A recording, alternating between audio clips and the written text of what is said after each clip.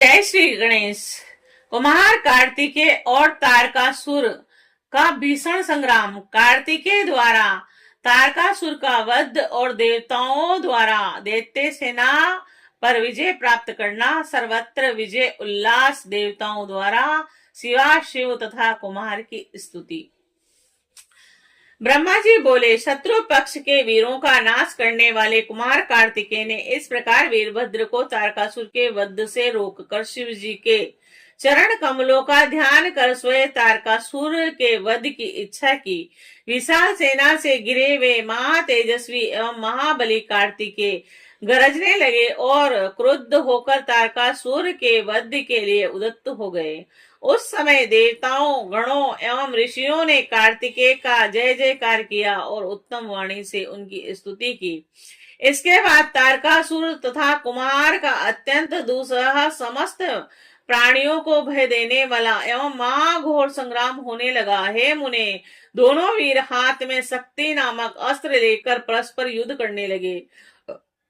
उस समय सभी देखने वाले को महान आश्चर्य हो रहा था। शक्ति अस्त्र से छिन्न भिन्न अंगों वाले तथा महान साधनों से युक्त वह दोनों महाबली एक दूसरे की वर्चना करते हुए दो सिंहों के समान आपस में प्रहार कर रहे थे।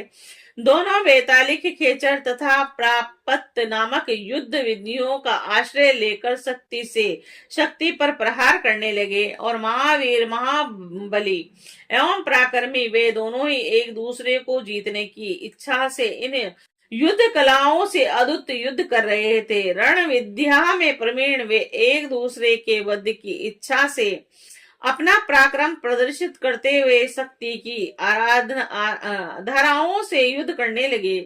वे दोनों परस्पर एक दूसरे के सिर, कंठ, उरु, जानु और कटी प्रदेश, वक्ष स्थल, हृदय देश तथा पुष्ट पर आघात कर रहे थे। उस समय अनेक युद्धों में कुशल एवं महाबली वे दोनों एक दूसरे को मारने की इच्छा से वीर ध्वनि से ललकारते हुए युद्ध कर रहे थे। और उस समय सभी देवता, गंधर्व, किन्नर उस युद्ध को देखने लगे और परस्पर कहने लगे, और इस युद्ध में दोनों कौन जीतेगा।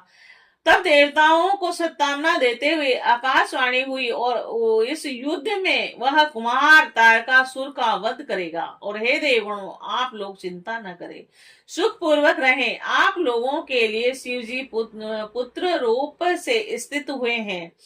और उस समय आकाश मार्ग से आई हुई उस शुभ वाणी को सुनकर प्रथम गणों से घिरे हुए कुमार अत्यंत प्रसन्न हुए और दैत्य राज तारकासुर को मारने हेतु तत्पर हुए।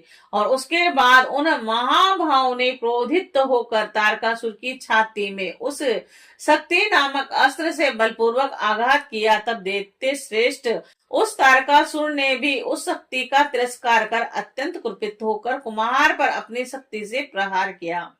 उस शक्ति के प्रहार से कार्तिकेय मूर्छित हो गए। पुनः थोड़ी देर पश्चात चेतना युक्त हो गए और महर्षि गण उनकी स्तुति करने लगे। मंदोमत्त सिंह की भांति उन प्रतापी कुम्हार ने तारकासुर का वध करने की इच्छा से शक्ति से उस पर प्रहार किया। और इस प्रकार शक्ति युद्ध में निपुण कुम्हार तथा तारकासुर क्रोध से भरकर युद्ध करने लगे। युद्ध में परम अभ्यस्त वे दोनों ही एक दूसरे पर विजय प्राप्त करने की इच्छा से पैदल ही पैतरा देखकर बड़ी तेजी से युद्ध कर रहे थे। दोनों ही अनेक प्रकार के घातों से एक दूसरे पर प्रहार कर रहे थे, एक दूसरे का छिद्र देख रहे थे और वे दोनों ही पराक्रमी गर्जना कर रहे थे। वे सभी देवता, गंधर्व, किन्नर युद्ध देख रहे थे। सभी आश्चर्य से चकित थे और कोई भी किसी से कुछ भी नहीं कह रहा था।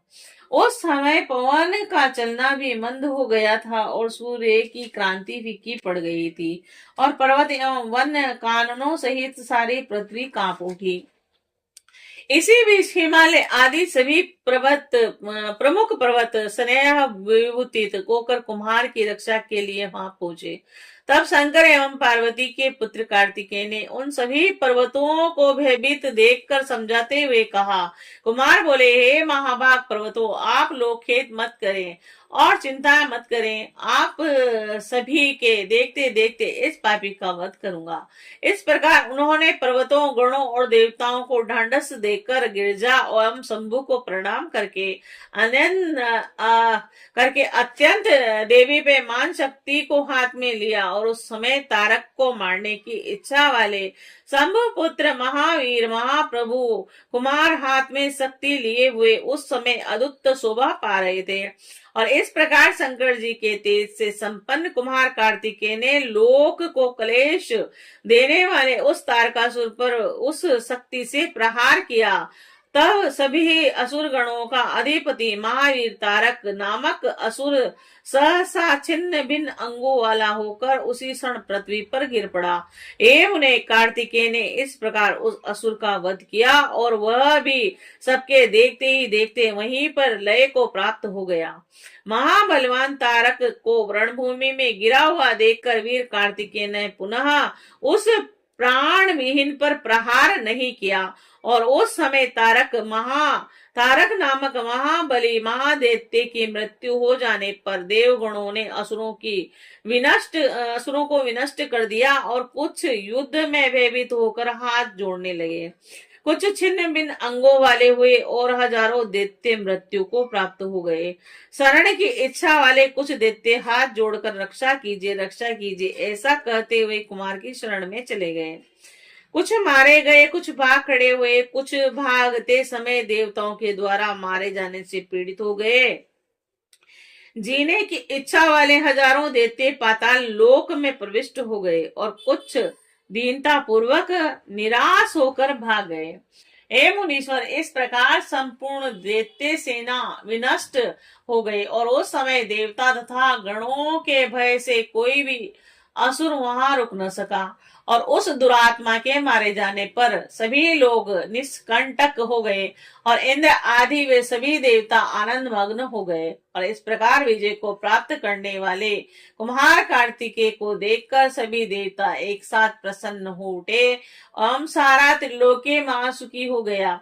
उस समय भगवान शंकर भी कार्तिकेय की विजय का समाचार सुनकर अपने गणों तथा पार्वती के साथ प्रसन्नता पूर्वक वहां आ पहुंचे, और स्नेह से भरी हुई पार्वती सूर्य के समान तेजस्वी अपने पुत्र कुम्हार को अपनी गोद में लेकर अत्यंत प्रीति पूर्वक लाड प्यार करने लगी। और उसी समय अपने बंधुओं, अनुचरों और पुत्रों सहित हिमालय भी वहां आकर शंकर, पार्वती तथा कुमार की स्तुति करने लगे। तद अंतर सभी देवता, मुनि, सिद्ध एवं चारण शिव, शिवा एवं कुमार की स्तुति करने लगे। देवाधिदेवकों ने आकाश मंडल से पुष्पों की वर्षा की, गंधर्व पति गान करने लगे, अप्सराएं नृत्य करने लगी, और उसी समय विशेष रूप से बाजे बजने लगी, और ऊंचे स्वर में जय शब्द तथा नमः शब्द का उच्चारण बारंबार होने लगा।